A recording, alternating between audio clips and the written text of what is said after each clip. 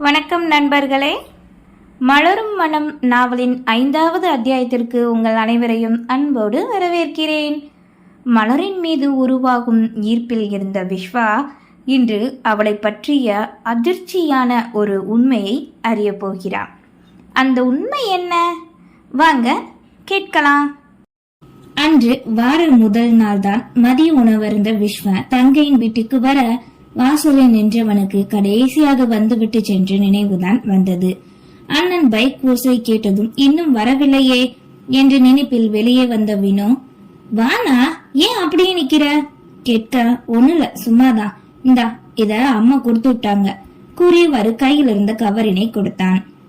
இப்பதான் நீ ஒண்ணுல சும்மா இந்த வார்த்தையை அடிக்கடி சொல்றியே, நீ சொல்லும் போது ஏதோ இருக்கிற மாதிரியே தோணுதுன்னா சரி நீ உட்காரு, 10 நிமிஷத்துல வந்துடுறேன் கூறியவாறு சென்று மறைந்துவிட டைனிங் டேபிளில் மலரின் அரைவாசலை கண்டவாறே அமர்ந்தான். வினோ, எனக்கு முதல்ல ஜூஸ் தரையா, வெயில் தாக்க தாங்க முடியல கத்தி உள்ளே இருக்கும் மலருக்கு தான் வந்திருப்பதை அறியப்படுத்தினான். ஆனால் அவன் நினைத்தது போல் அவள் உள்ளே இல்லை என்பதை அப்போது விஸ்வா அறியவில்லை. சில வினாடி செல்ல ஒரு பதிலும் இல்லை என்பதால் பூட்டியிருந்த அறையையே எக்கி எக்கி காண திடீரென தன் முன் லெமன் ஜூஸ் ஒன்று கொண்டு வந்து வைக்கப்பட்டது. தேங்க்ஸ் வினோ கூறியவனோ அதனை வாங்கி கொண்டு நிமிர அவனின் ஓரத்தில் நின்றிருந்தாள் மலர். அவளை கண்டதும் அதிர்ந்தவனோ பட்டென விலகி எழுந்தே நின்றான். அப்படியென்றால் இவள் இத்தனை நேரமும் அறையில் இல்லையா? தான் காண்பதை இவள் கண்டுகொண்டாளா என்ன? நினைத்தவனோ அவளை ஆராய எந்த பிரச்சனையும் இல்லை என்பதை புரிந்து கொண்டான். தேங்க்ஸ் சொல்ல வேண்டியது நான் தான், ரொம்ப தேங்க்ஸ். எனக்கு இதை தவிர வேற ஜூஸ் போட தெரியாது, நல்லா குடிக்க வேண்டாம் கூறிவிட்டு அறை நோக்கி பயணிக்க மலர் தன்னிடம் அவளாக வந்து பேசிவிட்டாள். நினைக்கும் போதே மனமும் லேசானது போல் சிறகு முளைத்த பட்டாம்பூச்சியாய் பறப்பதை போல் தோன்றியது. மெல்லிய குணம் கொண்டவளை போன்றே மெல்லிய உடல்வாகு, அவளுக்கென்று எடுத்த உடையோ கச்சிதமாய் பொருந்தியிருக்க, இடையை தொட்ட கூந்தல் பின்னலிடாத காற்றில் அலையாய் தவழ்ந்து கொண்டிருக்க ரசிக்க ஆரம்பித்தான். விஸ்வாவின் மனம் காதல் கொண்டு மலர துவங்கியது. விஸ்வா, இந்த ஜூஸ் யார் கொடுத்தா உனக்கு? நின்றிருந்தவனை கண்டு சாப்பாட்டினை டேபிளில் வைத்துக் கொண்டு கேட்க, மலர் இன்னும் அவளின் மூடிய அறையை கண்டவாறே இருந்தான். என்னது மலரா? ஆமா, இப்பதான் கிச்சன்ல இருந்து ரூமுக்குள்ள போனா, அவதான் கொடுத்தா. உண்மையாவா விஸ்வா? கத்தி கேட்டவள் பின் எங்கே அவளுக்கு கேட்டு விடுமோ என்ற நினைப்பில், அவ உன்கிட்ட பேசினாளா? வாங்க என்ன சொன்னாளா? சிரிச்சாளா? கேள்வி மேல் கேள்வியாய் சந்தோஷமாகவே கேட்டாள். ஆமா வினோ, எனக்கு எவ்வளவு சந்தோஷமா இருக்கு தெரியுமா? கொஞ்சம் கொஞ்சமா மலர் நம்ம கிட்ட ஒட்ட ஆரம்பிச்சுட்டா. நல்ல கேரக்டரா, ஆனா என்ன முழுசா தான் அவளை பத்தி தெரிஞ்சுக்க முடியல. சரி இனி உட்காரு என்றவாறு அண்ணனை அமர வைத்தாள். மலர் கொடுத்த ஜூஸினை சிறிது குடித்துவிட்டு உணவினையும் உண்ண ஆரம்பித்தான். வினோ, இப்ப எனக்கு நல்ல உடம்பு சரியாயிடுச்சு, அதனால நீ மத்தவங்க சாப்பிடுற எனக்கு அதே போடு, தனியெல்லாம் செய்ய வேண்டாமே. சரி விஸ்வா என்றதும் உணவினை உண்ண அதே நேரம் தங்கையின் மாமனாரும் கணவரும் வரவே ஒன்றாக அமர்ந்து உண்டனர்.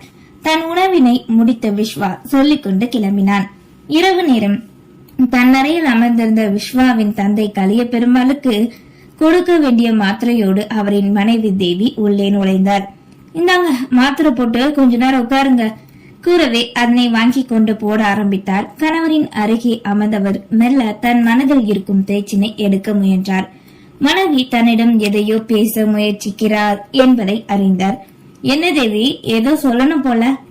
ஆமாங்க, அது நேத்து நம்ம மகன் இங்க இருந்தான்ல, அவனும் பாவம் அங்க இங்கன்னு அலைஞ்சுக்கிட்டு இருக்கான்.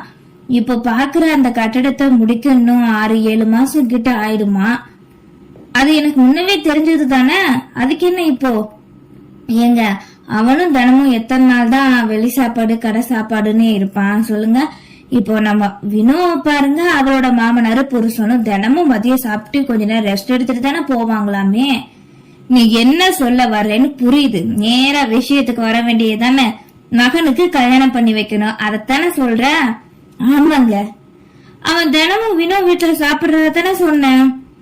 அதுக்காக வருஷம் முழுக்காவா சாப்பிட முடியும்? அங்க வர வயசு பொண்ணு இருக்கு. இவ தினமும் போனா நல்லாவா இருக்கும்? நீங்க என்ன பண்ணுவீங்களோ எனக்கு தெரியாது. இன்னும் 1 மாசத்துல என் மகன் கல்யாணம் நடக்கணும். அவன் பொண்டாட்டி கையால சாப்பிடணும். ஏண்டி இது என்ன காய்கறி வியாபாரமா? சட்டி போட்டுன்னு முடிக்க. முதல்ல இதுக்கு உன் மகன் ஒத்துக்குவானா சொல்லு. அவனை நான் ஒத்துக்க வைக்கிறேன். நீங்க பொண்ணு மட்டும் பாருங்க. முடிவுதான் இருக்க.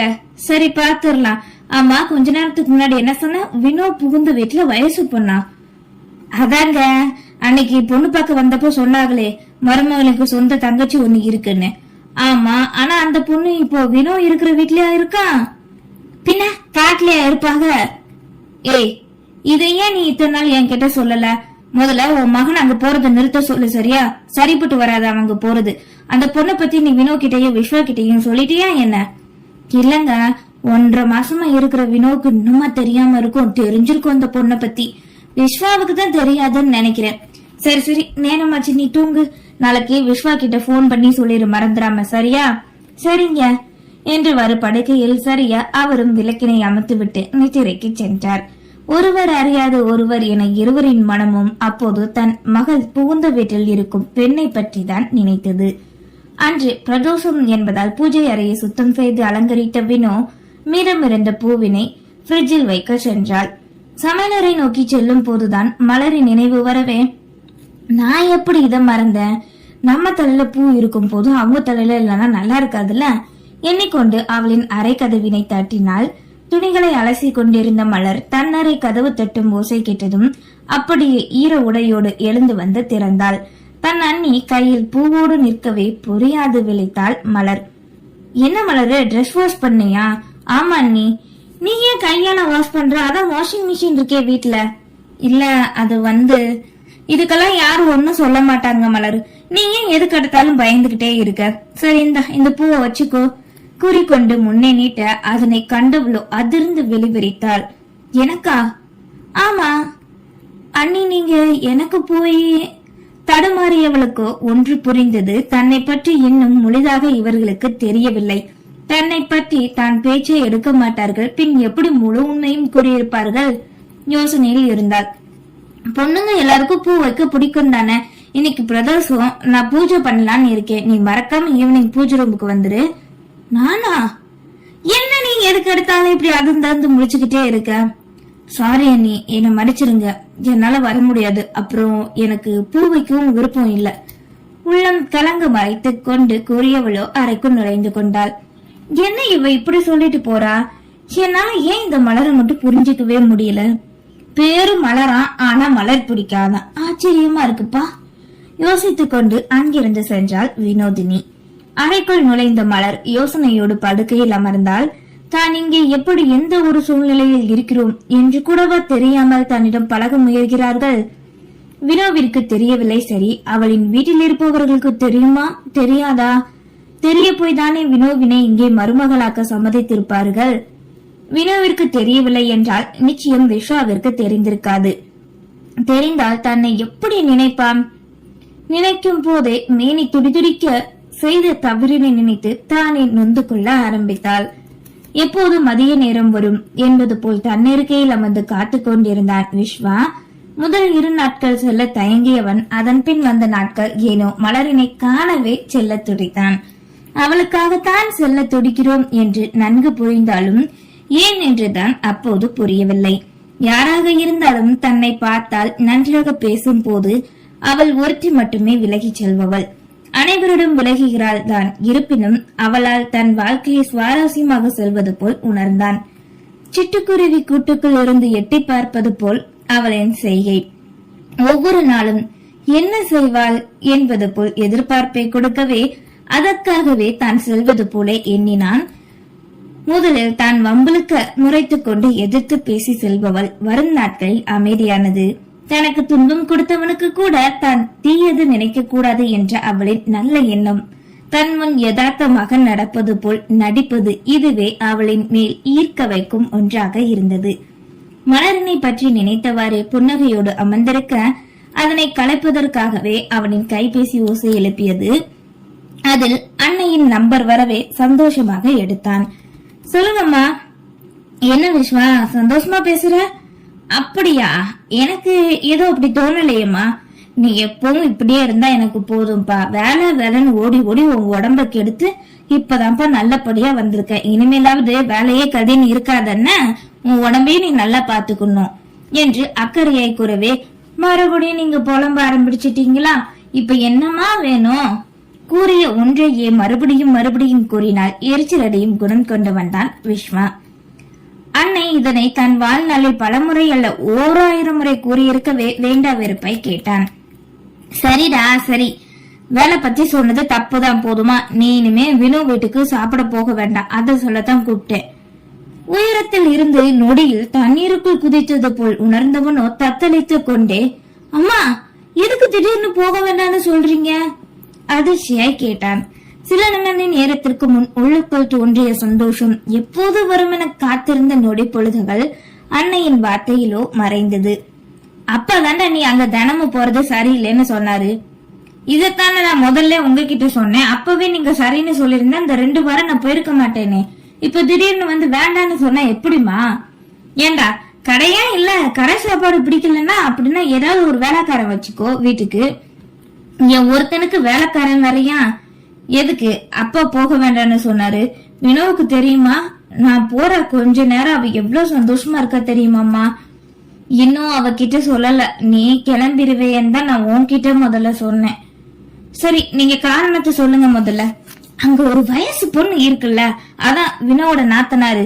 அவ அந்த வீட்லயே இருக்க போறது, நீ போறது சரி வராதுன்னு அப்பா சொன்னாருடா.